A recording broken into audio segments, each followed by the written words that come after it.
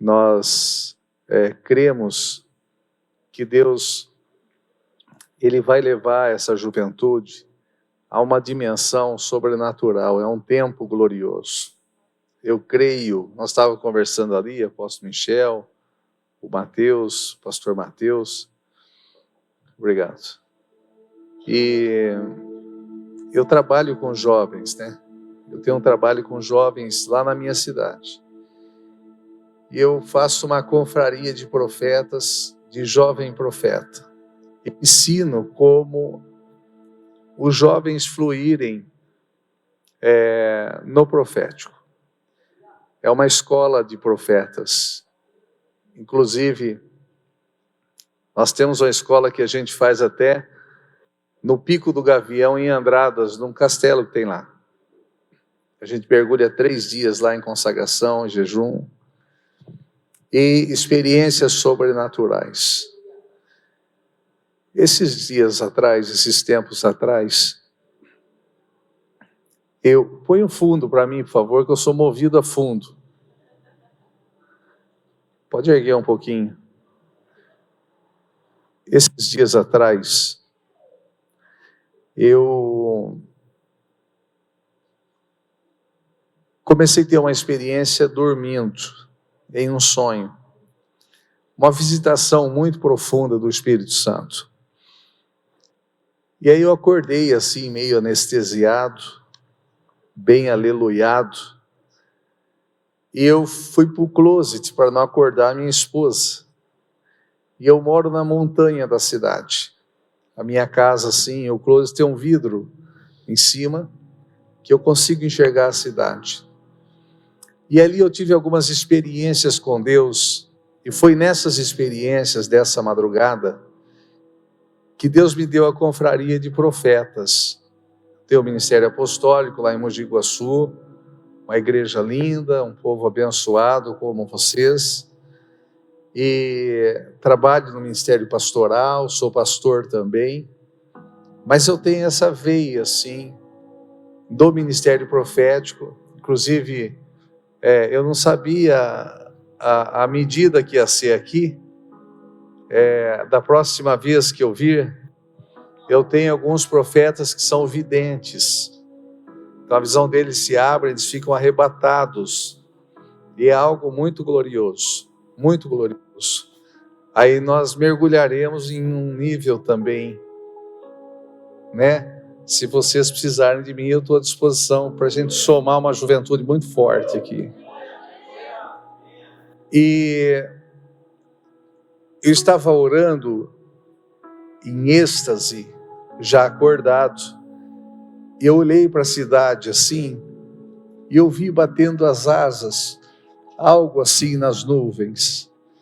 E aquilo foi se aproximando de mim, e ela era uma águia real, aquela águia parda, que é a águia mais forte, não é aquela americana com o colarinho branco, ela era real. E ela veio e ela começou a gritar, e aí os olhos dela, a hora que eu vi os olhos dela, ela entrou dentro dos meus olhos, e eu tive um batismo com o Espírito Santo, com essa águia que entrou dentro de mim, e foi um batismo profético. A águia, ela representa o ministério profético, que a visão dela é muito alta, 360 graus. Ela enxerga muito longe, que é o que o profético faz. Deus não faz nada sem antes falar com seus servos, com seus profetas. Então, o profeta, ele vê quando ninguém está vendo.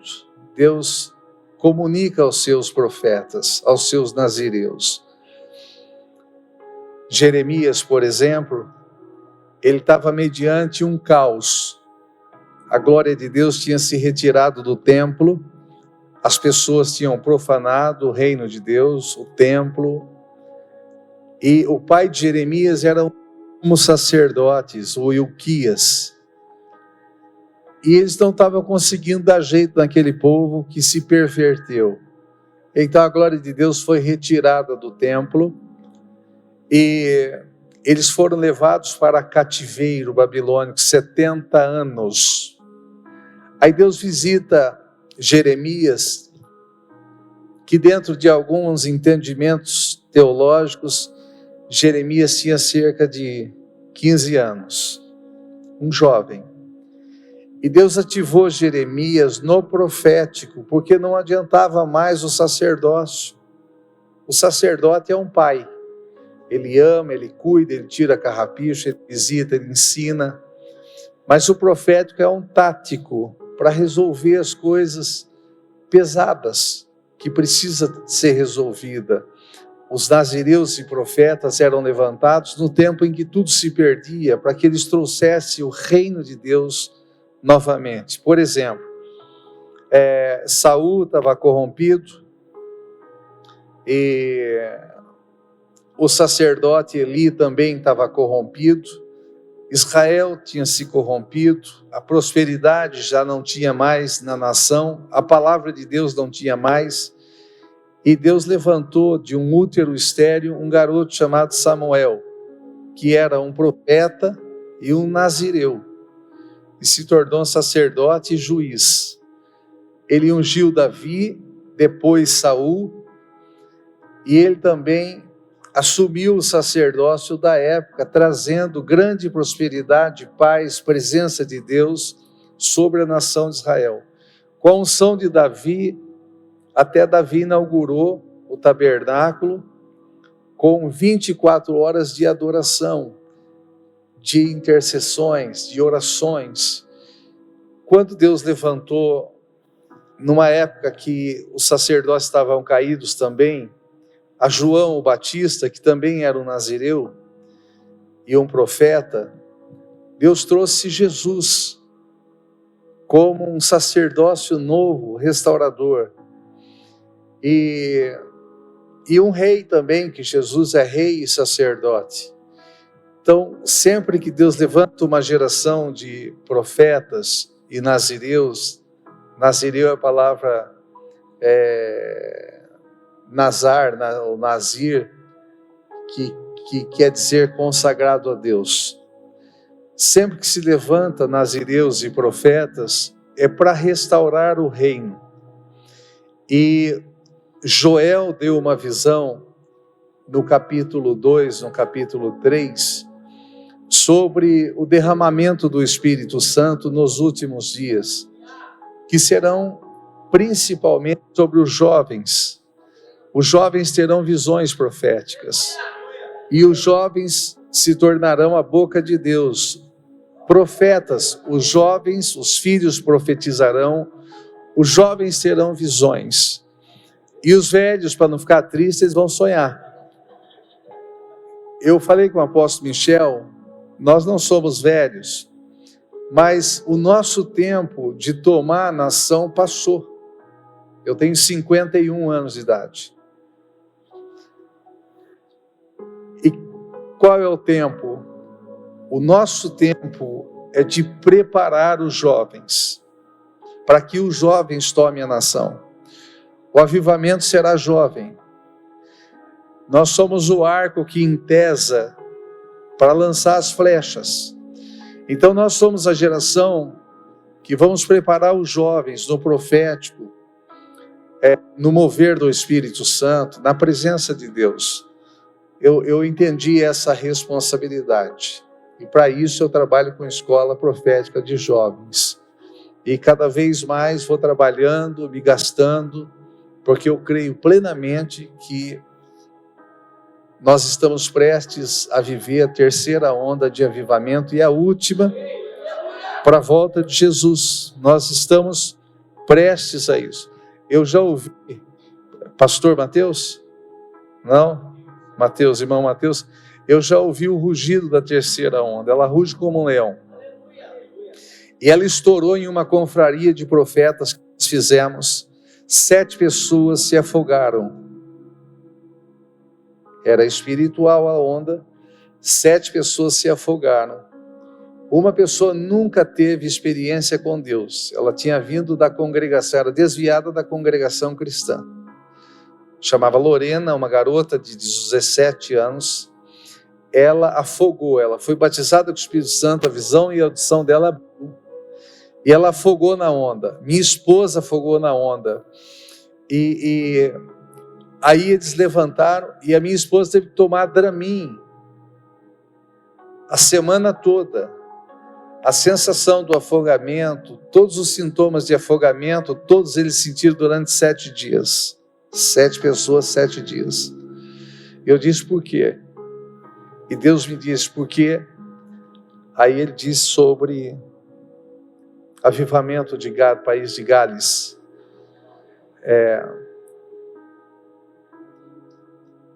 Robert, né? Evans Robert. Evans Robert é um jovem que congregava na Capela do Moriá, no país de Gales, que é pequenininho. Ele tinha um sonho de fazer um seminário nos Estados Unidos e ser pastor nos Estados Unidos, na América.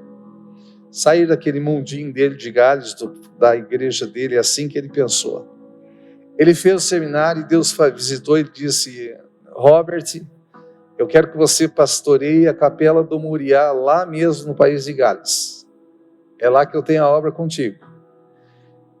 Ele se entristeceu, mas foi. E ele começou com um grupo de jovens. E os jovens sentiam tanta dor, a unção que começou a ser liberado, por causa do pecado, principalmente do pecado de imoralidade sexual. E os jovens pediam o microfone para chorar e confessar para a igreja, que eles não queriam confessar só para o pastor. Aí eles choravam confessando. Aí começou um batismo e um mover com o Espírito Santo. E pessoas começaram a ser avivadas de tal maneira que entrava pessoas sem braço e o braço crescia, sem perna e as pernas cresciam, cadeirantes se levantando, pessoas passavam nos bairros vizinhos, nos quarteirões vizinhos e caíam possuídas por demônio ou cheios do Espírito Santo. Os pastores americanos foram em peso para buscar essa unção com Evans Robert. O país de Gales foi tomado por um avivamento sobrenatural, não tinha mais bar, todos os bares fecharam, abriu igreja e não tinha Bíblia que vencia para vender, acabavam-se as Bíblias, e foi um dos maiores avivamentos que o mundo já teve, que começou através de um jovem. Só que um dia, Evans Robert começou a pôr na cabeça que aquilo era fruto da imaginação dele. Chamou todo o país de Gales na praça e ele pediu perdão por tudo. Ele disse: tudo não passou de fruto da minha imaginação. E ele acabou com o avivamento em um dia. Aí eu disse: mas o que tem a ver com Gales? Ele disse: eu estou dando essa experiência na carne, para eles ficarem vomitando durante a semana na carne, para nunca duvidar do mover que eu estou trazendo sobre a juventude. Então nós estamos prestes a um grande avivamento. Vocês fazem parte de um grande avivamento. E Deus escolheu vocês, Deus não escolheu nós, essa geração de apóstolos. Deus escolheu vocês para serem percussores desse avivamento. Os jovens, nós somos preparadores de vocês. Nós treinaremos vocês. Nós enviaremos vocês, mas nós entendemos que a força, a dinâmica, a mente atualizada com essa geração que vocês têm, nós não temos. Então, não é nem se sentir menor por isso, mas eu entendi o papel nosso da igreja hoje, dos pastores treinarem os jovens para que eles ganhem essa nação, porque Jesus está voltando. Eu vou falar sobre isso hoje.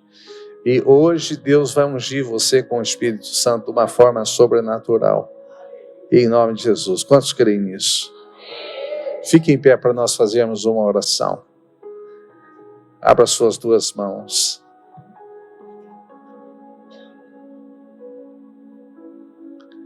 Aquele fundo que eu deixei aí no jeito, está no jeito? Isso, tira esse fundo, por favor. Eu gostaria que você estendesse as suas duas mãos e você não abrisse os seus olhos. Fechasse os seus olhos. Isso. Se puder apagar só um pouquinho a luz, por favor. Eu quero que você se conecte agora com aquilo que o Espírito Santo está fazendo. Isso, está ótimo. Isso, coloca aquele fundo que eu mandei, por favor.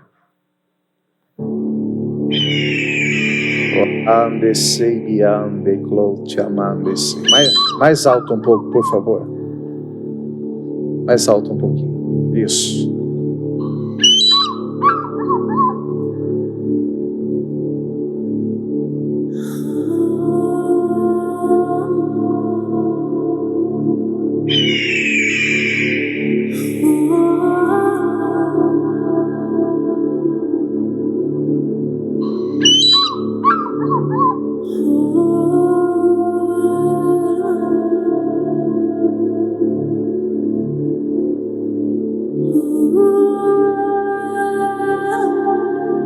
O Espírito Santo vai despertar você para voos altos.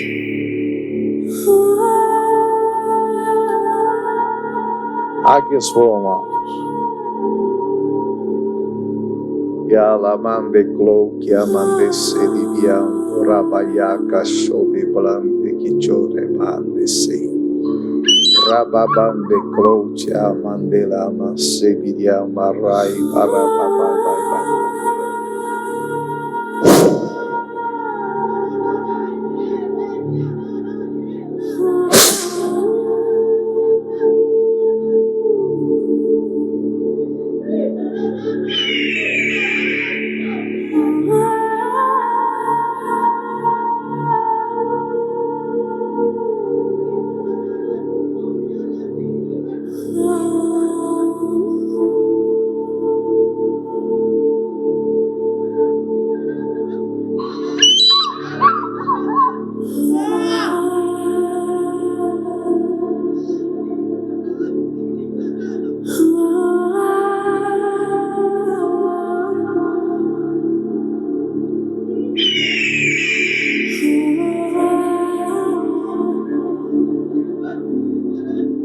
Permita o Espírito Santo se conectar com o teu espírito.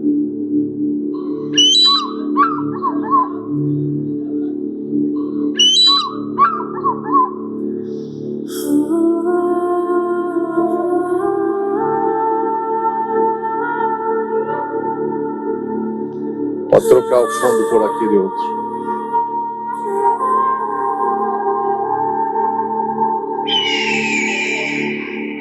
Tchau.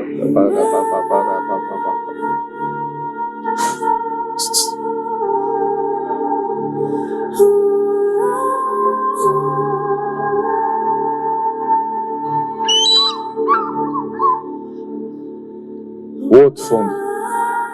Antes, Pai, nós te pedimos, libera o teu Espírito Santo. Enche-nos e marca-nos com o carimbo de Joel 2. Flua sobre nós teus rios. Flua sobre nós teus rios.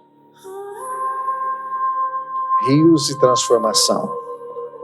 Rios de restauração. Rios de vida. Lehai. Vida.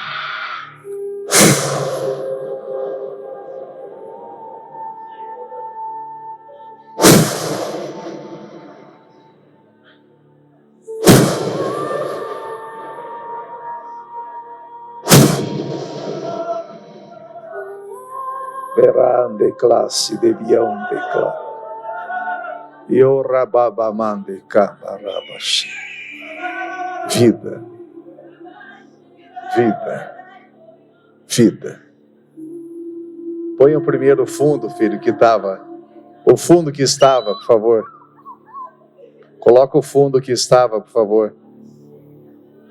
Tira esse fundo, põe aquele que estava, por favor. Isso, obrigado. Obrigado. Aleluia. Aleluia. Aleluia. Aleluia. Nós abrimos nossos corações, Espírito Santo. Abrimos o coração. Abrimos o coração. Aleluia. Aleluia. Há uma unção especial. Há uma unção sobre a sua vida. Há unção para a sua vida. Há uma unção para o seu ministério. Há unção para esse tempo. Há uma unção para Mauá. Há uma unção para São Paulo. Oramos em nome de Jesus Cristo. Amém. Aleluia. Amém. E amém. Aleluia.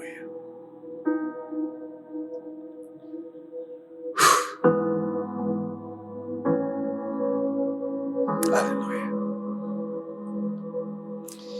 Eu quero compartilhar um pouquinho só com vocês.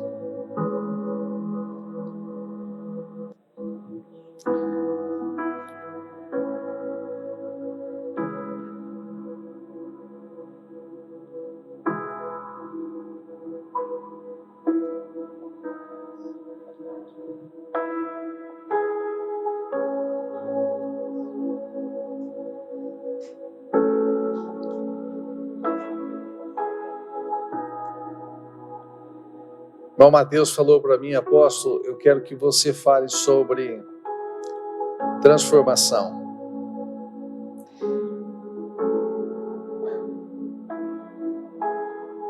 E transformação nada mais é que mudar o estágio, mudar o formato, mudar como a água em vinho.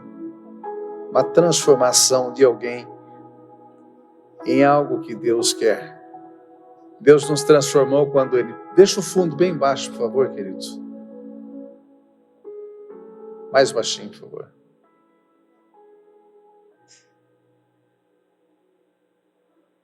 Aí, tá ótimo, obrigado. Transformação é uma mudança, principalmente uma mudança dentro, que depois é fora. E dentro dessa transformação,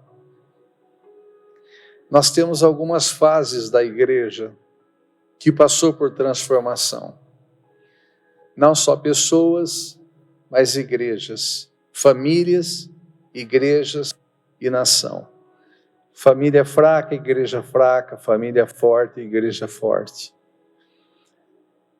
Dentro dessa transformação, nós tivemos uma grande reforma em 1517, que foi a reforma protestante.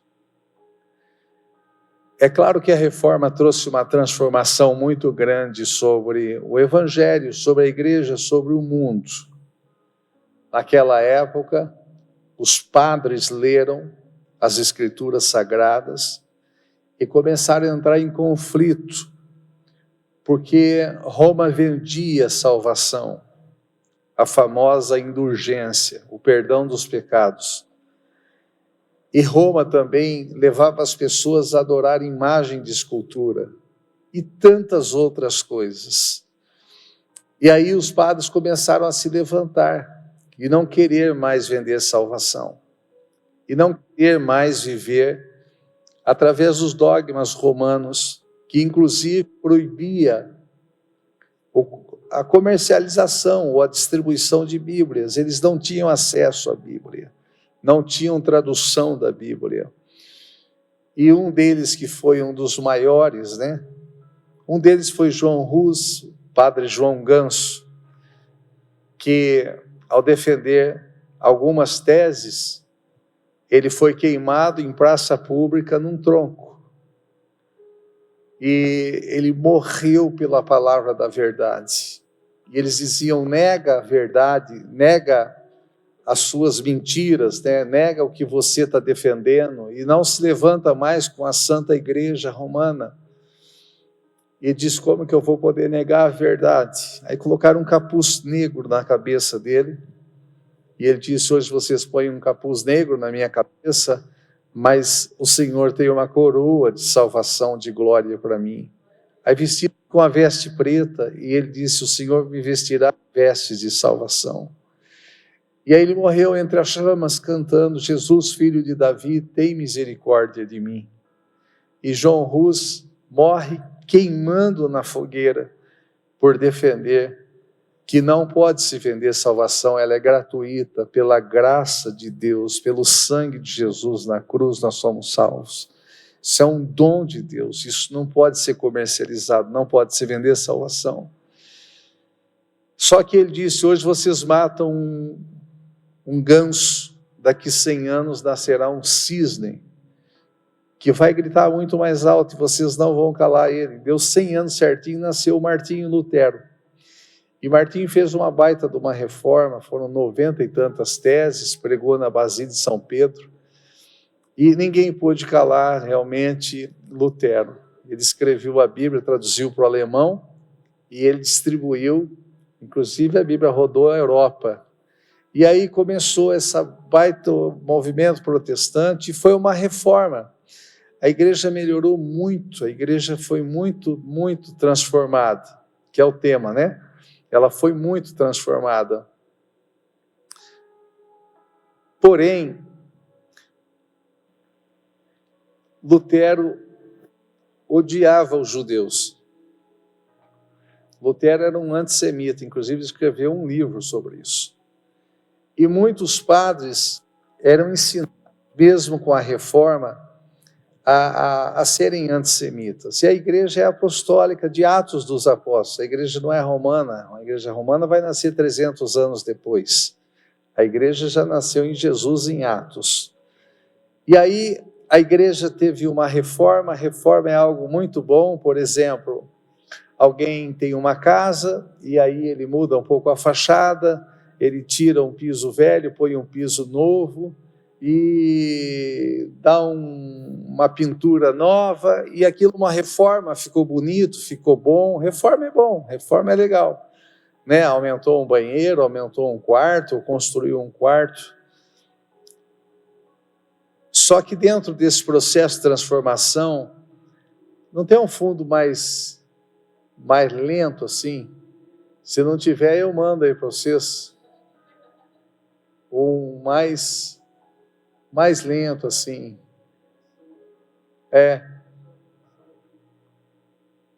Por favor. É que nós não combinamos antes, devia ter combinado, né? E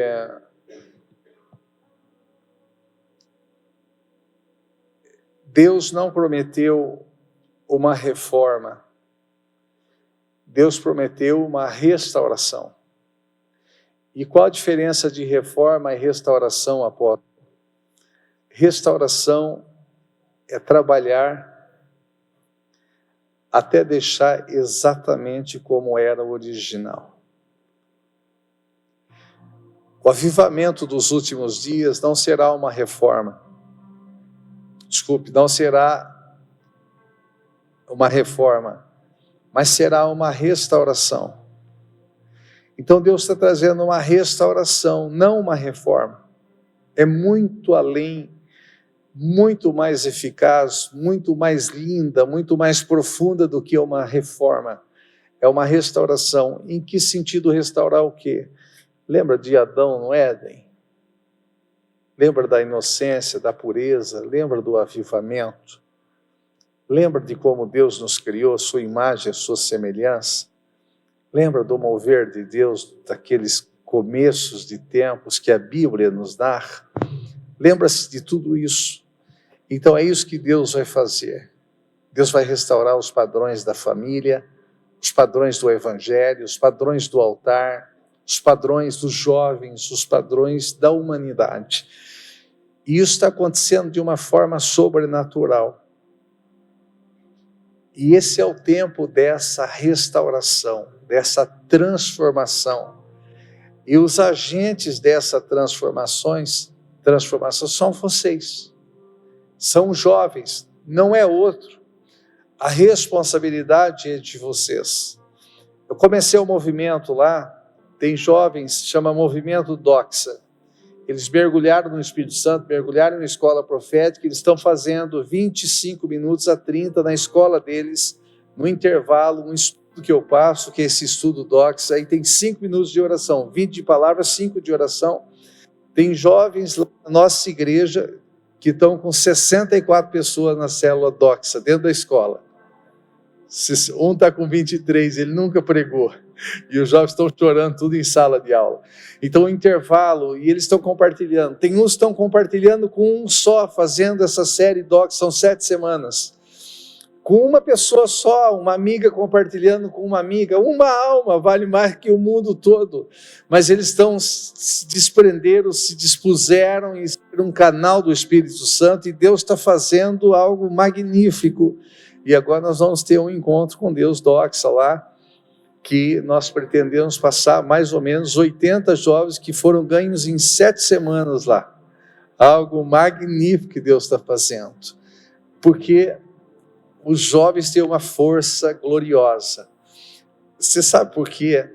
Que Moisés, antes de se tornar o libertador, ele precisou ser criado na casa de Faraó. Ele não podia se levantar em meio aos hebreus e se tornar um libertador, porque escravo tem mente de escravo, escravo não liberta ninguém. Ele precisou viver com um rei, para ter uma mente de realeza, para entender quem realmente ele era, porque aí um rei consegue libertar escravos. Então, muitas vezes, nós como igreja, os jovens, principalmente nesse tempo, que estão trabalhando muito nessa crise de identidade, dos jovens não saber quem são, quem é. Até por problemas com paternidade, com o pai, às vezes com a mãe. Os jovens, um está achando que é camelo, outro está achando que é cachorro, outro está achando que é cavalo, outro está achando que é ovelha. A Europa está infestada de gente que se acha cachorro. E sai com coleira no shopping, no pescoço, e o seu dono passeando com as pessoas. Há uma crise, eles não sabem quem são em Deus. E essa crise é o que faz de uma pessoa se tornar escrava. Moisés precisou ter uma visão de realeza para ele entender quem ele era, para se tornar o grande libertador que libertou mais de 2 milhões de pessoas do Egito, para adorarem a Deus no deserto. Então, nós precisamos ser despertados, entender que vocês são reis e rainhas. Jesus comprou vocês são filhos de rei, vocês são filhos de Deus, que é o rei de toda a terra. Em Apocalipse capítulo 5, versos 9, 10 e 11, está escrito que Jesus, com seu sangue, comprou todos os homens, de raça, tribo, língua e nação, para si, e os fez reis e sacerdotes para reinar na terra. O sangue de Jesus te fez rei, te fez rainha, para reinar na terra. Às vezes a gente vem de uma família simples, nossos pais às vezes não tiveram liderança forte, e não ensinaram isso para nós, e a gente se acha mais um na igreja, e aí a gente vive como uma pessoa que na verdade não nascemos para ser. Nós nascemos para reinar, nós nascemos para fluir no poder do Espírito Santo. A sua mão tem que ser colocada nas pessoas e elas serem curadas de câncer. Os demônios têm que gritar quando você chega. Isso vai acontecer em nome de Jesus. Mas nós precisamos despertar para a nossa identidade, quem nós somos. A gente precisa despertar. A cada dia a autoestima baixa, a depressão, a opressão, a doença do século hoje, que é medo, depressão, tem tomado principalmente a juventude. Porque Satanás sabe que se você for despertado em quem o seu Pai é, em quem Deus é, se você for despertado pelo Espírito, na potência que você é, naquilo que Ele tem para você. Jeremias, 14 anos, Deus visita ele e diz: eu te escolhi para ser profeta, tá bom? Ele diz, mas eu não passo de uma criança. Ai de mim, eu não posso. Ou seja, o senhor se enganou. Lembra Gideão? Eu sou menor de casa e minha família é mais pobre de Manassés. O senhor se enganou. E Deus disse, Jeremias pegou a mão, pôs na boca de Jeremias e disse, hoje eu coloco minha palavra na sua boca. Ativação na boca. Deus vai ativar a sua boca hoje, como boca profética. Ativação na boca. Jeremias, o que eu te der de visão, de sonho, o que eu te inspirar, você fala, porque vai acontecer. Aí Jeremias estava meio aleluiado com aquela mão de Deus, tocou na boca dele e ativou ele profeticamente, boca de Deus. Todo mundo um caos, cativeiro para todo mundo, e ele debaixo dessa experiência. Aí Deus ativou os olhos dele, abriu a visão de Jeremias e disse, o que você vê? Ele disse, eu vejo uma árvore de amendoeira. Jeremias capítulo 1. E Deus disse, você viu bem, porque eu velo pela minha palavra. Amendoeira quer dizer shoked, que é velar, ou veladora. A árvore de amendoeira é uma veladora. Não tem um velório, pessoal? Você vai lá e fica olhando para a cara do defunto a noite inteira, até enterrar. Quando enterrou, você vai embora. Você fica até consumar, até ter o enterro, até finalizar. O velar bíblico é quando Deus der uma palavra, você ora em cima dela e fica olhando até ela se concluir. Quem está entendendo? Agora preste atenção. A amendoeira, no inverno, quando falta 1 mês, 2 meses para terminar o inverno, em Israel cai neve. Então não dá para ir para a escola, não dá para plantar, não dá para colher, não dá para trabalhar, não dá para fazer nada. É um caos, é muito ruim um país que neva. Para nós a neve pode ser legal para a gente ir lá passear, mas para quem vive em um país de inverno rigoroso, fez inverno forte aqui em São Paulo, judiou da gente ou não, pessoal? Esse inverno que fez, claro que judiou.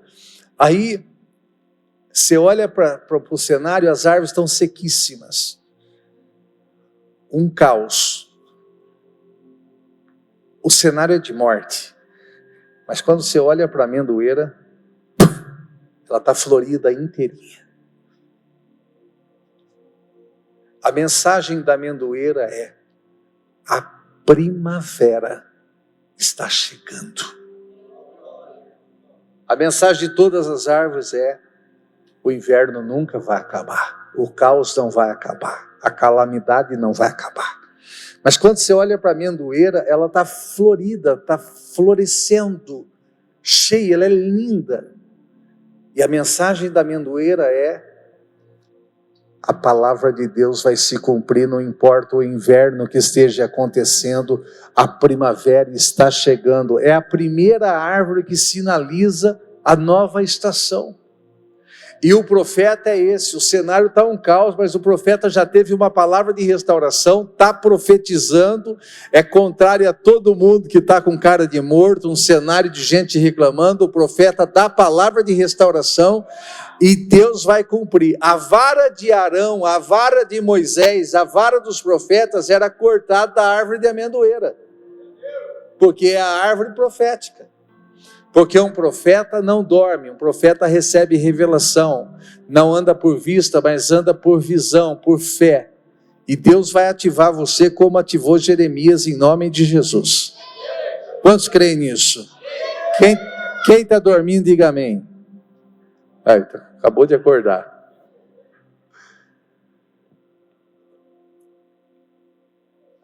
Nós temos... O Du, cadê o Du? Está aí? Acho que eu esqueci de pegar meu óculos. Eu sou jovem, mas Quantos graus que é? 1,5. Deixa eu ver se dá certo o meu óculos. Maravilhoso. Eu vou usar esse aqui. Então, Deus está procurando os profetas. O mesmo a mesma calamidade, os mesmos governos corruptos estão instalados na nação. Hoje saiu o escândalo do Batista da Lagoinha, André Valadão, uma grande transferência de dinheiro dos aposentados que foi transferido para o banco dele.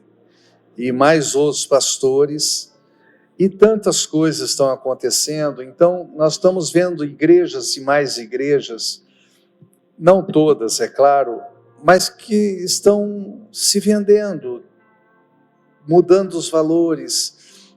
O Espírito Santo está sendo substituído por coaches, e a igreja está se enfraquecendo, as pessoas estão se enfraquecendo, não estão tendo experiências com Deus, não estão tendo avivamento, não estão tendo santificação. A mesma velocidade que vão para a igreja, vão para o boteco depois, beber chopp, beber cerveja, beber uísque. Então, algumas igrejas estão doentes, e quando você olha para esse cenário, parece que os dias que estão se aproximando são do Apocalipse mesmo. E parece que o Trump também é o anticristo. Já viu falar disso? Aí a gente pega uma onda assim, porque esse cara está fazendo paz com todo mundo, com as nações. A gente pega umas ondas assim, totalmente erradas. Não proféticas, carnais, visão fechada, visão de galinha. Galinha só fica olhando para o chão e picando. Águia não, águia olha do céu para a terra. É igual a visão de Babel e de Betel. Betel olha da terra para o céu, que é confusão. Betel foi a visão de Jacó, do céu para a terra, que aconteceu. A visão nossa não pode ser Babel, tem que ser Betel, do céu para a terra. Nós precisamos receber do céu para a terra. Agora olha isso que eu vou falar para vocês. Esse cenário não é um cenário de Apocalipse. O Trump não é o anticristo. O anticristo tem outras características, inclusive blasfemar contra Jesus, e ele é crente. Pode não ser um super crente, mas é crente. Ele é um agente de Deus para os dias proféticos do que está acontecendo. E nós estamos à beira do maior avivamento que já aconteceu. Nós estamos à beira da profecia do profeta Joel, o derramamento do Espírito Santo sobre toda a carne, a terra inteirinha será batizada com o poder do Espírito Santo. Há um avivamento glorioso e um avivamento jovem. São os jovens que serão as tochas que vão botar fogo no mundo inteiro. Então a gente precisa olhar isso. Os profetas, eles carregam alguns profetas que têm dom profético, ok, e dom profético não é só o dom da profecia para dizer, assim diz o Senhor, eu vi o seu passado assim, ou o seu futuro assim. O profetizar, os vossos jovens profetizarão, é você declarar a palavra de restauração, a palavra de Deus, como Deus chama a existência o que não existe, como se já existisse. É uma palavra que você vai achar esquisita. Eu vou mandar você repetir, porque eu sei que muitos de vocês não vão repetir. Diga abracadabra. Tem igreja que eu vou que eles travam o queixo. Essa palavra é de origem aramaica. Não tem o mágico que pega o coelhinho e tira do chapéu e fala abracadabra?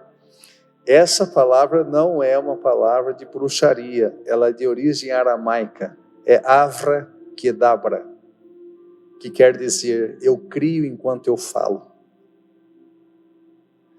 Deus usou isso, e isso é bíblico, dizendo à terra, haja luz, haja firmamento, haja as árvores, haja os animais, haja os peixes, a vida marinha, haja. Eu crio enquanto eu falo.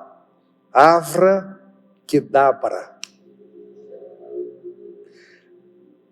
Deus levou Ezequiel também, filho de Buzi. Buzi era sumo sacerdote do templo. Ezequiel viu, Deus pegou ele pelo cabelo e ele viu a glória de Deus saindo do templo. Eles eram contemporâneos com Jeremias. E Deus ativou Ezequiel, inclusive pôs um diamante na testa dele. Ezequiel capítulo 3, depois você vê lá. Hoje não dá tempo de explicar tudo isso. E colocou um rolo na boca dele que ele engoliu a palavra profética para se tornar um profeta. Eram os restauradores da nação de Israel. E levou ele num vale de ossos secos, que é o que o povo estava se sentindo, como defuntos presos na Babilônia. E aí levou ele num vale de ossos secos e disse: está vendo os ossos secos? E Ezequiel disse: eu estou vendo essa visão, Deus. Você crê que esses ossos podem reviver? E ele disse: o senhor que sabe. Deus disse: eu que sei não. Você abra a boca e profetiza. Abra a boca e profetiza. Repita comigo: abra a boca e profetiza. Olhe para a pessoa que está do seu lado e diga: abra a boca e profetiza. Então, abra a boca e profetiza. E aí Ezequiel diz: ossos secos, revivam. E os ossos começaram a se unir à sua ossada, à sua carcaça. Aí ficou como um monte de homem morto. E Deus disse: agora, filho do homem, profetiza o vento dos quatro cantos, o espírito do Ruá, o Espírito Santo sobre eles. E Ezequiel disse: vento dos quatro cantos sopra nesse lugar, Espírito de Deus entra dentro dele. Se tornou um poderoso exército, que nada mais era a visão como a restauração de Israel, que estavam mortos espiritualmente. Aí no 47, Deus leva ele para um rio. E ele entra nesse rio, molha o pé. Deus disse: não quero que molhe o pé, entra mais. Molhou a canela, entra mais, molhou a cintura, molhou o peito e foi até onde as águas não davam pé. E ele viu vida e restauração e transformação e árvores frutíferas cujas folhas eram remédios para as nações, cujos frutos eram alimentos para as nações. Você sabe que o fruto do justo é a árvore da vida. Você é uma árvore de vida. Você é remédio para as nações e alimento para as nações. Salmo 1. O homem que não anda segundo o conselho dos ímpios, nem se detém em caminho do pecador, nem se assenta em roda de escarnecedor. Antes o seu prazer é na lei do Senhor, nela medita dia e noite. Será como árvore plantada junto às fontes, cujas folhas não caem, e dá seu fruto na estação própria. Tudo que fizer prosperará. Agora escuta isso. Ele viu um rio de vida. Querido Mateus, essa noite eu fui levado pelo Espírito Santo em um rio tão azul, que ele parecia um azul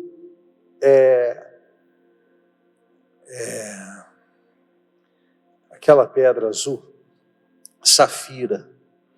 A água parecia que brilhava. Aí eu nadava com a minha esposa, mas eu nadava numa velocidade de uns 200 por hora nas águas. Eu me movia muito forte nas águas. E aí Deus disse: é um rio de restauração, é um rio de transformação. É um rio de restauração, é um rio de transformação. Mas eu fiquei a noite toda nesse rio mergulhado. A noite toda nesse rio mergulhado. Algo muito glorioso. Essa noite eu tive uma experiência muito forte com isso. Um rio de transformação, um rio de transformação. É muito além. Hoje é um começo do que Deus vai lhe usar. E essa geração. Há um rio de transformação. Esse rio vai tomar as ruas de Mauá. Esse rio vai tomar as ruas de São Paulo. Esse rio vai fluir de uma forma gloriosa. De uma forma gloriosa. De uma forma gloriosa. Nós precisamos entrar nesse rio, entrar nessa... E o incrível é que eu não bati os braços. A unção me dava velocidade para se mover nas águas. A unção me dava velocidade para se mover nas águas. Há uma unção gloriosa. Há um rio glorioso que vai fluir através de vocês, através do altar, através do seu ministério, através da vida de vocês. Há um rio glorioso. E que rio é esse? O rio de restauração, o rio de transformação. Os profetas, geralmente, eles batem na pessoa e largam ela sangrando até morrer. Porque as profecias hoje são carregadas de peso de exortação para destruir. Tipo, Deus vai lhe matar porque você está em pecado. E a Bíblia diz que a profecia ou profetizar, ele tem 3 bases: exortação, sim, mas edificação e consolação. Eu vou dizer a você, irmão, você precisa consertar a sua rota nessa área. Porque o Senhor tem para você um ministério glorioso. Deus, o mesmo Deus que mostra, também mostra o ministério. E aí ele consola por quê? Porque ele pega no colo. Há uma cura dentro da palavra de profecia. A palavra de profecia não é para matar, é para edificar, para construir, para transformar, para restaurar. Depois, para consolar, Deus pega no colo seus filhos e traz um nível de cura sobrenatural e começa um novo ciclo da vida. É isso que Deus está levantando, uma geração que profetiza a vida, que profetiza a restauração, que as folhas traz cura para as nações e não condenação. O avivamento não é sobre a igreja, o avivamento parte da igreja sobre o mundo. Deus disse: eu derramarei do meu espírito sobre toda a carne, toda a carne, toda a carne, toda a carne. Eu fui pregar na Bahia e tinha 125 religiosos. Fui pregar para pastores. Tem pastores maravilhosos na Assembleia de Deus e tem muitas Assembleias de Deus maravilhosas. Mas a maioria daquelas lá, fariseus, e para estragar ainda, desculpe, eu tenho que falar isso porque eu sou profeta, não quero te ofender, mas era petista. Quem é petista não anda com Deus, anda com o diabo. Não tem jeito de andar com Deus se for comunista. Não tem jeito. Ou se é de Deus, pode falar aqui, né? Pode. Agora, o que aconteceu? Não é questão de partido político, é questão de ideias, de ideologia. Deus é pátria, Deus é família, Deus é restauração. Deus criou o homem para ser homem, a menina para ser menina, para ser mulher. Deus criou a família. Deus criou o trabalho que dignifica o homem para a gente prosperar com as obras das nossas mãos. Tudo isso é coisa de Deus. Deus não criou o homem para ser maconheiro, a mulher para ser lésbica, o homem para ser homossexual, para ser ladrão, para roubar, para desfrutar do prazer de roubo. Deus não criou isso. Então são ideias que esse partido político carrega, essas ideias. E esses pastores eram pastores que recebem verbas desses partidos cujas ideologias não são de Deus. Eu preguei.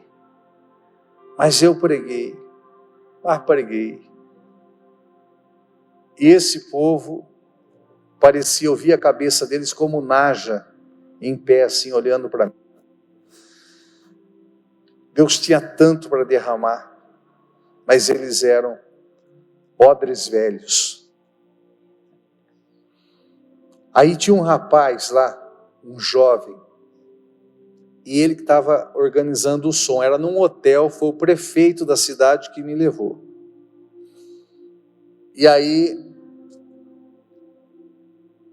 eu não recebi R$1 de oferta, porque Deus falou: não pegue R$1 dessa oferta, porque é dinheiro sujo.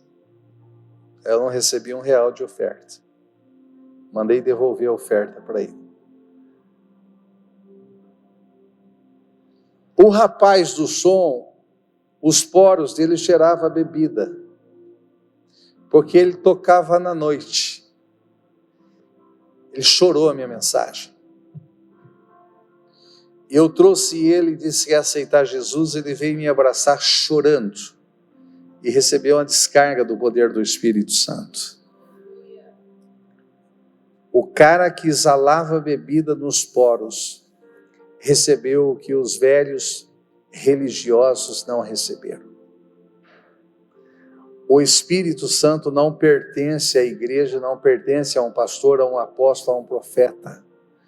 O Espírito de Deus pertence a Ele mesmo e é dado a todo aquele que crê. O derramamento do Espírito vai contrariar tudo que a nossa religiosidade nos ensinou. Você vai dar a mão para alguém na escola e essa pessoa vai ser tomada pelo poder do Espírito Santo. E essa pessoa vai ser restaurada. E essa pessoa vai encontrar Jesus. E essa pessoa vai ser renovada. E essa pessoa vai se tornar também um jovem profeta em nome de Jesus. Há um derramamento do Espírito Santo. E Deus está levantando uma geração que não condena essa geração no sentido de só bater na cabeça deles para declarar juízo. Mas alguém que os ame, alguém que os restaure, alguém que os console, alguém que os ensine o caminho. É essa geração que é a geração de Joel, na qual Deus está levantando. Lembra que João Batista, quando João pregava, João o Batista, ele já orou por várias vezes, como Elias, para descer fogo do céu e queimar as pessoas.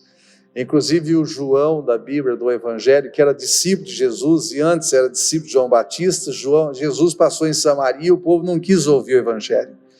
E o João disse: mestre, quer que oremos e caia fogo do céu e mate todo mundo?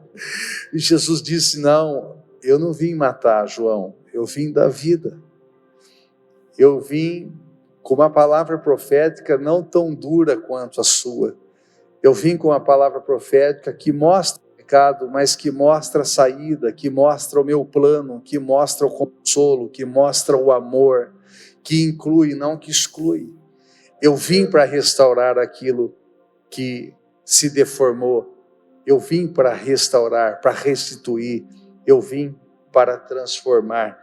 Então, é debaixo do ministério de Jesus, como profeta, que essa geração de Joel está se levantando. Uma geração para fazer com que as pessoas se reconciliem com Deus. Diga amém. Agora, olhe só uma coisa.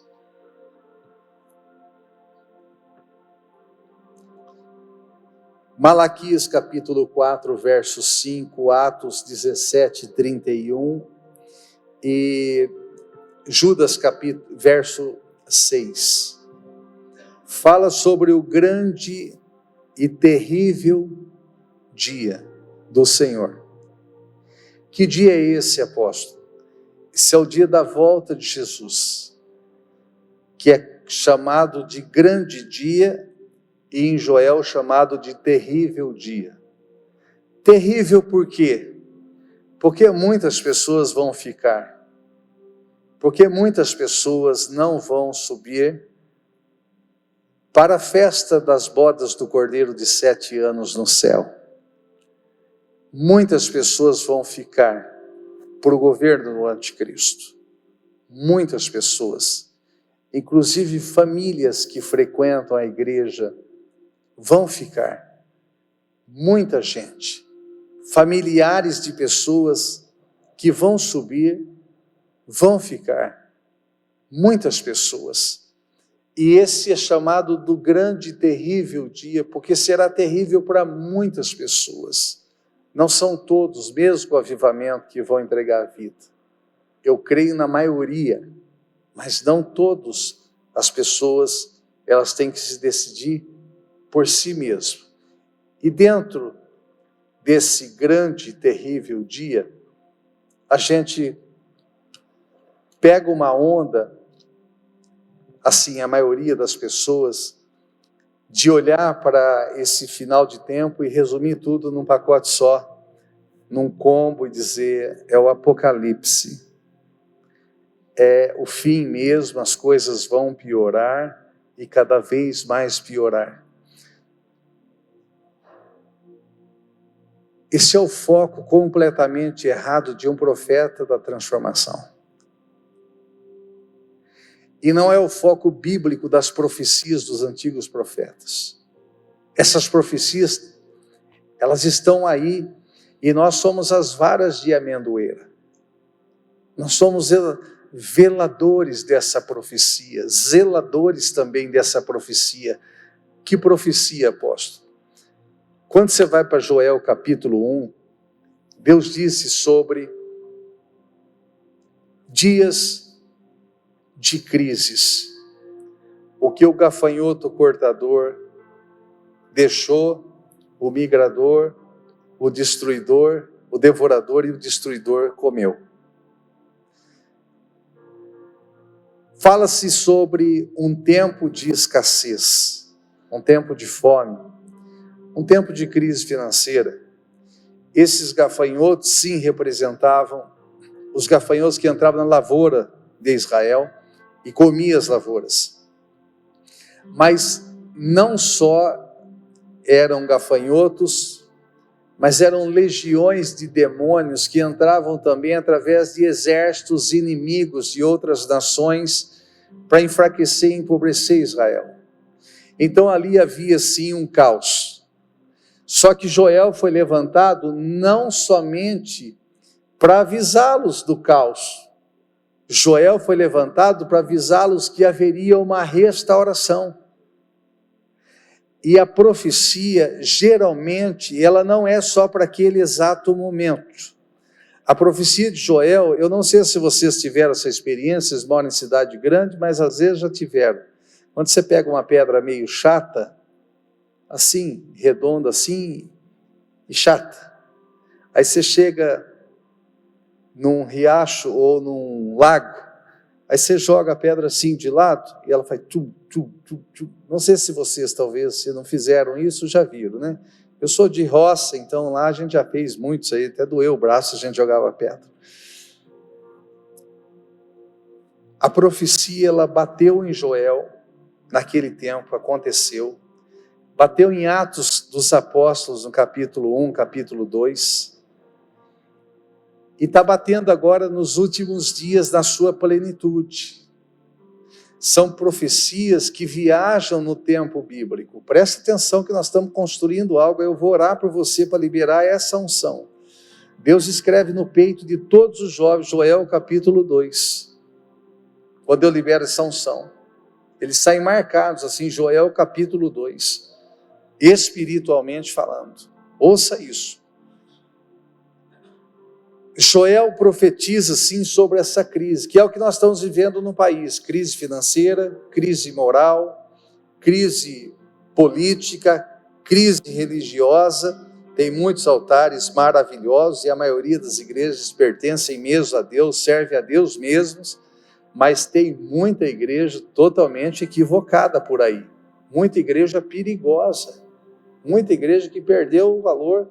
Esses tempos atrás, um pastor vendeu a igreja, foi aqui em São Paulo, uma baita de uma igreja grande, vendeu de porteira fechada, com o povo dentro,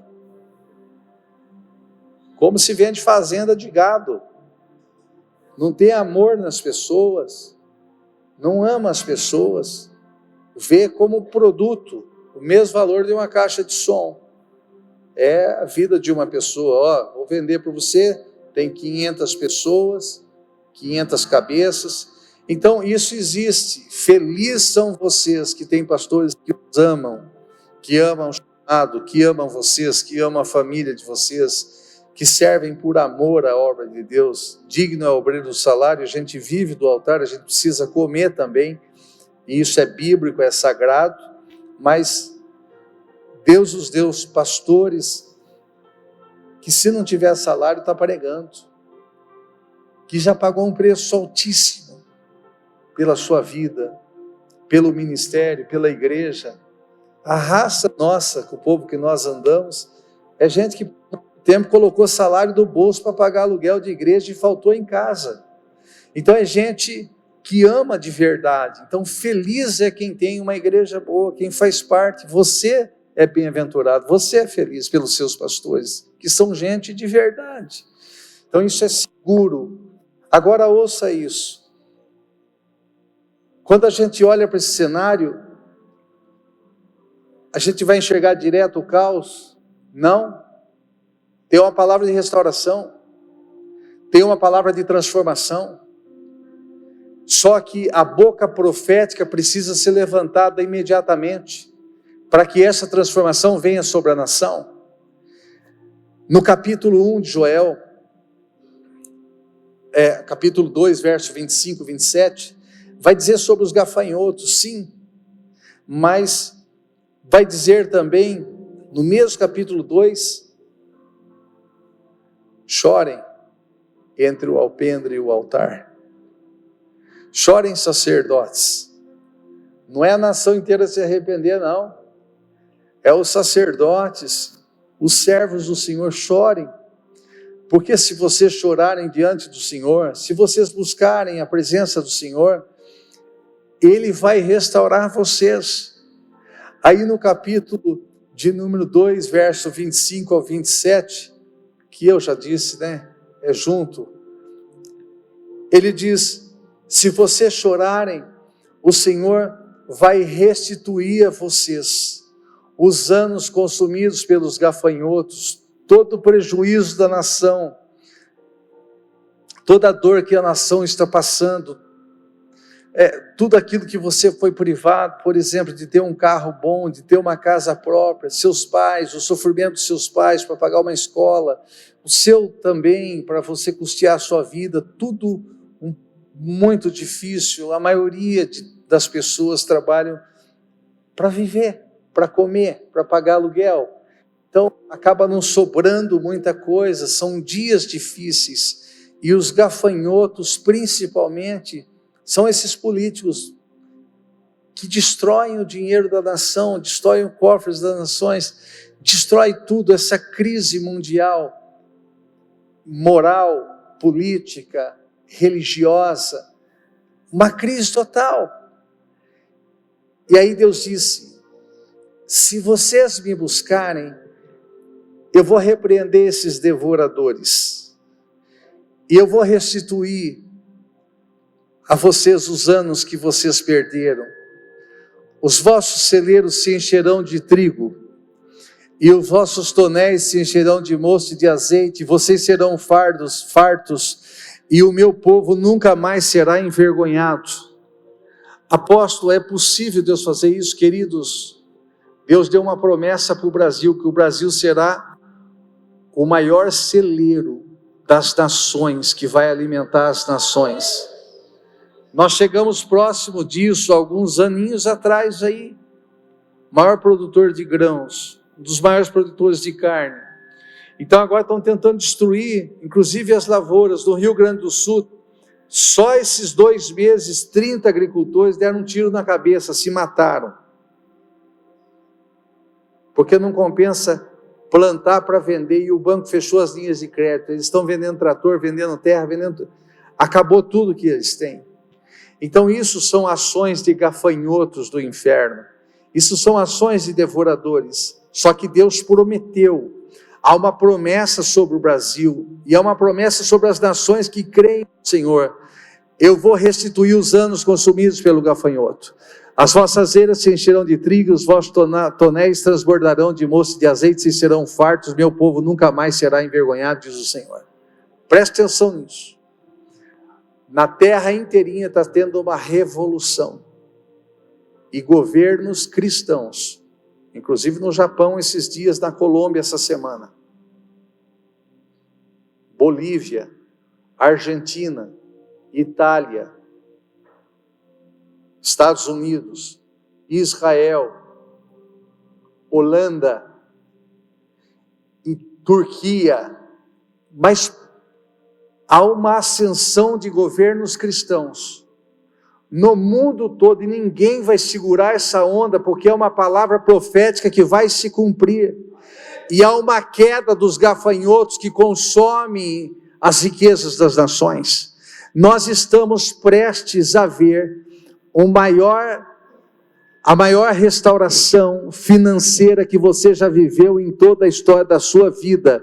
Apóstolo, eu estou vendo o caos. As árvores estão secas mesmo, mas você é amendoeira, você não vive por vista, você vive pela palavra de Deus.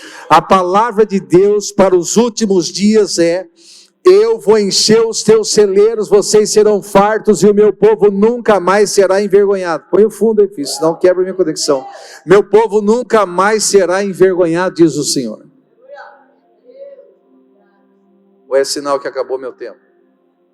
Segura a bronca aí. Agora escuta isso. Segundo ponto. Ainda no capítulo 20, no capítulo 2, verso 28 e 32, o Senhor disse: eu vou restituir a nação. Diga amém.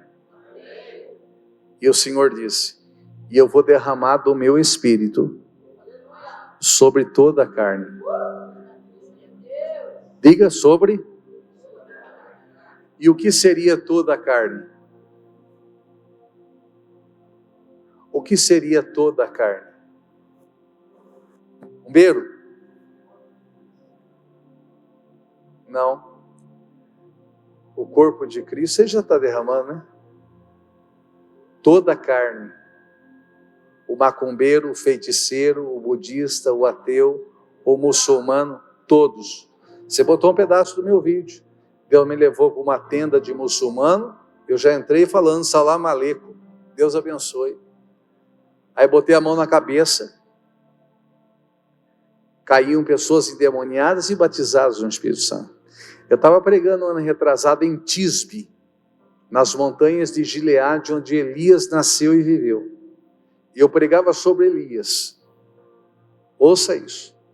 O profeta rege, que é aleluiado, aquele que é vidente, tem a visão aberta, ele vai vir aqui, vocês vão ver que loucura, aquele é chapação total.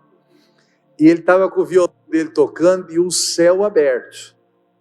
E eu estava pregando. Subiu várias pessoas muçulmanas. A hora que elas subiram as escadas, várias mulheres, elas caíram num choro. Elas sentiram o mover que estava sobre nós e caíram num choro de soluçar. Elas não entenderam uma palavra nossa. Nós não pregamos para elas, mas o Espírito de Deus foi derramado sobre a carne delas. Esse derramamento pela pregação do Evangelho vai tocar todas as pessoas. Sua família inteirinha servirá ao Senhor em nome de Jesus. A sua escola será tomada pela glória de Deus em nome de Jesus. Então há um avivamento sobrenatural sobre toda a carne. E esse tempo é chegado agora. Então Deus vai levantar igrejas que são focos. Quando você quer botar fogo assim numa roça bem grande assim, você acende um fogo aqui, acende outro fogo lá, outro fogo. Não estou falando fogo criminoso, às vezes tem que tacar fogo para dar uma limpada num pasto. Acende outro fogo lá, outro lá, e o fogo vai se alastrando. Então, lá em Mogi Guaçu, aqui, ali, aqui, vai se acendendo esses focos de avivamento que vai pegando e vai alastrando até o mundo pegar fogo. O mundo será queimado com chamas do Espírito Santo. Agora ouça isso. Joel, no capítulo de número 2, no verso 23 ao 27, e eu vou agora para o tempo, para me finalizar. Joel diz: o Senhor enviará chuva sobre vocês em justa medida. Aí diz a chuva seródia e a chuva temporã. Temporã e seródia. Diga, temporã e seródia. Agora pergunte o que é isso. Eu vou lhe dizer, preste atenção. A chuva temporã é a chuva que vem antes do tempo das chuvas. A chuva seródia é o tempo das águas. Pode talvez estar aí chuva de primavera e chuva de outono, né? A chuva que vem antes do tempo é aquela que chove um dia, garoto, dia, mas não é tempo e para. Tem a seca Aí vem uma chuva, e depois vem um chuvão. Chuva temporã, fora do tempo, e chuva serode, a chuva do tempo. O que se faz em Israel? Quando vem a chuva temporã, fora do tempo, eles jogam o trigo na terra. Aí o trigo cresce assim, porque acaba aquela chuva, né? Uma chuvinha fraca. A hora que o trigo está bonitinho, verde assim, aí começa a chuva seródia, que faz o trigo ficar alto, carregar o cacho dele de grãos, que é a farinha, e se curvar. Aí o trigo amadurece e está pronto para a colheita. A seródia dá o crescimento e deixa ele amadurecer para a colheita. Qual foi a chuva de Joel, apóstolo? A chuva de Joel, Pedro se levantou, tinha 3 centenas de milhares de judeus na festa de Pentecostes em Israel. Eles saem do cenáculo tomados pelo poder do Espírito Santo. Eles pregam para aqueles centenas e milhares de judeus e estrangeiros. 3.000 deles foram batizados e se converteram naquele único dia. Aí eles disseram, vocês estão bêbados? E Pedro disse, não, isso é o que profetizou o profeta Joel, Atos capítulo 2, que nos últimos dias Deus derramaria do seu Espírito sobre toda a carne. O que está acontecendo é a profecia de Joel. Só que já passou 2000 anos, não eram os últimos dias. Mas aconteceu isso, lembra da pedra que bate nos tempos? Essa foi a chuva temporã.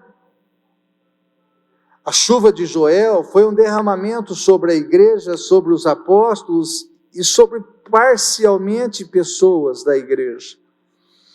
Então não foi um avivamento total dos últimos dias. Agora a chuva que está caindo agora, que está prestes a tomar a terra, é uma chuva que não vai molhar um pouquinho, vai encharcar, vai dar inundações, é um dilúvio de Deus, que é a chuva seródia, o derramamento sobre toda a carne, que é o avivamento jovem, onde os jovens terão visões, profetizarão e serão muito usados por Deus para tocar e salvar toda a terra. Você faz parte dessa chuva seródia, você faz parte de uma chuva exponencial, gloriosa, que Deus está derramando nesses últimos dias. Você pode dar um aplauso ao Senhor?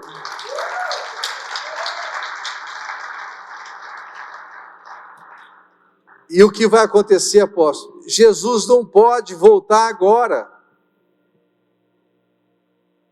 Apóstolo, lógico que pode. Então tem que rasgar a Bíblia. Não é tempo de Jesus voltar. Então me dê só uma base, tá bom? Atos dos Apóstolos, capítulo 3, versos 19 e 20. Quer pôr aí para nós? Tem aí alguém que põe? Ok, vamos lá. Se tiver a versão King James aí, pode pôr uma versão. Cadê?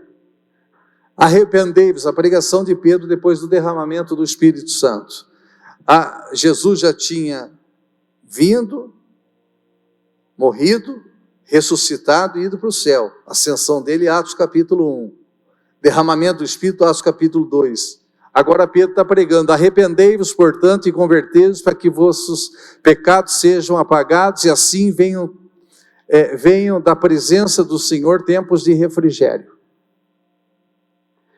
E ele enviará o Cristo, que antes já foi pregado, ao qual é necessário que o céu receba. É King James essa? Então tem uma versão que é ARA, que é Almeida Revista e Atualizada. Põe esse versículo mesmo.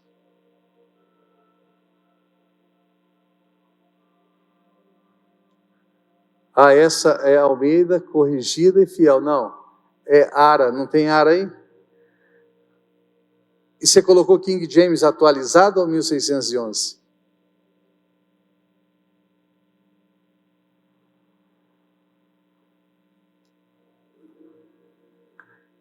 Tem uma versão que diz assim: é necessário que o céu o receba, mas que o céu o retenha. O céu o retenha até que os tempos de até o tempo da restauração de todas as coisas, das quais Deus falou pela boca de todos os seus santos profetas desde o princípio do mundo. Olha o que está dizendo. Jesus não volta enquanto Deus não restaurar todas as coisas. Jesus não viria para colher o trigo, que ele vai vir colher o trigo para pôr no celeiro e o joio vai lançar fora. Ele não viria para colher um trigo verde. Qual agricultor que colocaria uma máquina de 1 milhão, por exemplo, que é uma máquina de uma fazenda hoje de colhedeira, para colher trigo verde? Você faria isso com o seu trigo? Você colheria seu trigo verde? Você perderia todo o seu capital, você faliria, você ia falir, você tinha que vender sua fazenda para dar o dinheiro para o banco.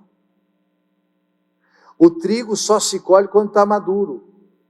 E a igreja de Jesus não está pronta para o arrebatamento. Vou falar uma coisa para vocês, talvez essa realidade não se aplique aqui, mas num percentual geral da igreja sim, 70% dos jovens evangélicos têm vida sexual ativa. Jovens solteiros. 70% dos jovens da igreja de Jesus no mundo estão condenados ao inferno.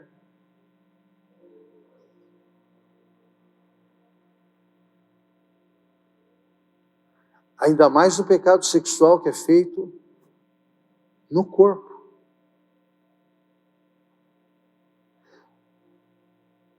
Crente sem compromisso. Uma qualidade péssima. Estou falando de forma geral, não estou falando vocês. De forma geral. E para quem servir isso, pega também, porque é o amor de Deus para o seu coração. Deus vai te restaurar. Eu faço confraria de profetas e tenho uma ministração que eu trabalho sobre a purificação dos jovens. A hora que eu oro, tem jovens que por causa de pacto sexual, porque quando transa com uma garota ou com um garoto, faz um pacto de sangue, a Bíblia diz, e o DNA dele sobe para o cérebro dela.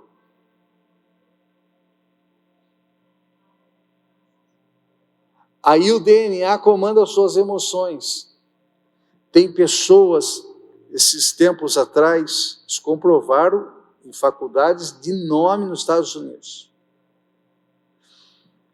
Abriram a cabeça de uma defunta e ela tinha 70 anos, 50 anos de casada. E acharam 10 DNAs no cérebro dela que não era do marido. Fora o dela, tinha 10 DNAs diferentes de homens diferentes. Ela se deitou com cerca de 10 homens, antes do casamento, que ela foi muito fiel com o marido. E ela carregou durante 50 anos os 10 DNAs de homens na mente dela. Se alguém tinha depressão, ela também tinha depressão. Quem se casa e já foi experimentado antes do casamento, eu tive relação com 10 pessoas, apóstolo, e depois eu me casei e me santifiquei. Quando você vai para a cama com a sua esposa ou com o seu esposo, você leva as 10 pessoas para a cama junto. É muito além, é um pacto espiritual, é um pacto emocional e é um pacto carnal. Quando a gente ora para libertação, inclusive eu amaldiçoo o DNA para que ele morra. Uma direção que Deus me deu para libertação. Várias pessoas, na igreja do apóstolo Manuel, vieram umas 3 meninas, saiu de lá atrás como cobra, debaixo das cadeiras, veio rastejando como cobra até o altar. Meninas que frequentavam a igreja, que oravam, que choravam, que cantavam. Como que Jesus volta a buscar essa geração? Porque é o trigo que não está pronto. E como que ele volta para buscar o mundo, se o mundo jaz no maligno, esse povo está perdido? Aí a necessidade da chuva seródia.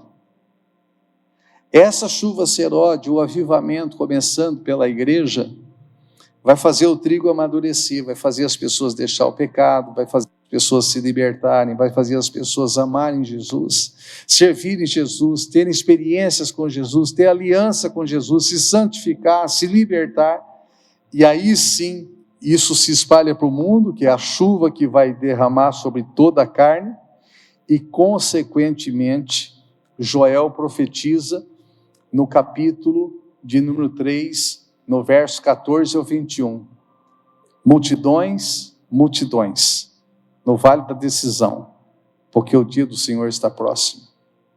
Aqui fala da volta de Jesus, mas depois da restauração. Então Jesus não volta agora, e o caos não é agora, nós estamos saindo do caos, porque se levanta uma restauração da igreja, uma restauração da nação, e um derramamento do Espírito Santo sem precedentes. Não teremos avivamento antes, não teve avivamento antes, será um avivamento glorioso, e você faz parte disso, e Deus te escolheu para esse grande avivamento, para essa grande restauração. Quem está entendendo isso? Esse derramamento é chegado, essa restauração é chegada, essa restituição financeira é chegada. Deus vai levantar o Brasil de uma forma sobrenatural, e isso vai incendiar através dos jovens, através de vocês. Diga amém. Quem pegou? Então entenda, grande e terrível dia do Senhor, Joel profetizou. Vale da decisão, as pessoas vão decidir ou Deus ou não Deus. Joel profetizou. Só que antes disso, tem a crise que nós estamos vivendo nos últimos dias. Tem a restauração e o derramamento do Espírito Santo, a chuva seródia. E você está dentro do olho desse furacão, dessa profecia. Nós vamos viver dias gloriosos em nome de Jesus. Quantos creem nisso? Fique em pé e dê um aplauso assim.